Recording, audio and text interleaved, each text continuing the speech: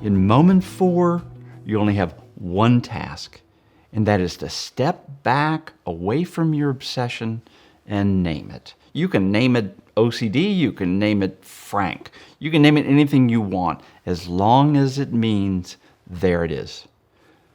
This simple, small task is a giant paradoxical move. You've just received a strong message from both your mind and your body that you should feel threatened. In the face of that, you're detaching. Detaching from that fearful message. You're stepping back while you're scared and deciding not to treat it as a true threat, even though you're still scared. I know this is absolutely absurd, and that makes it paradoxical. You've stopped sending a conscious signal to prepare for threat. You've just broken into the pattern, and you started to correct the problem neurologically. Let's look at this graphically. Your prefrontal cortex, that thinking part of your brain, isn't saying, oh no, anymore. It's shifting into a neutral observer, something like, oh, I'm doing it again. You've changed your tune. You're no longer saying, help. It's as though you're telling your amygdala, I no longer want you to treat this as a threat. You can stand down.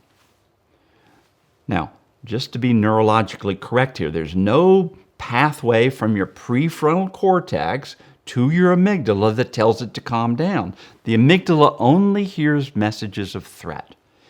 And that's what you're changing. You're withdrawing your request for help. You're going from alarm to neutral. Now, look at the amygdala's response in this graphic. It's confused. You've been telling it again and again that this is a threat, and all of a sudden, you've withdrawn that message. It's not going to suddenly go, oh, great, they're fine, I can stand down now. Why am I saying this? Because I want you to understand that even when you respond therapeutically, even when you move away from alarm, you're going to stay aroused for a while because your amygdala learns over time to trust your new message.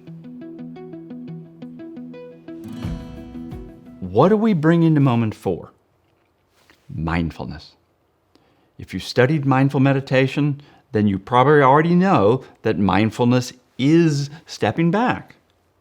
So that's the skill you're looking for. Of course, you're not going to feel peace and quiet. You're really bringing mindfulness into the fire because you'll have strong feelings at that same moment. But this should be the first skill that you practice and the first skill that you master. Even if it takes you a while to get to moment 4, stay focused on it because you can't accomplish anything else until you can step back in the moment. But when you do accomplish it, then it becomes the building block, the stepping stone for moment 5 and moment 6.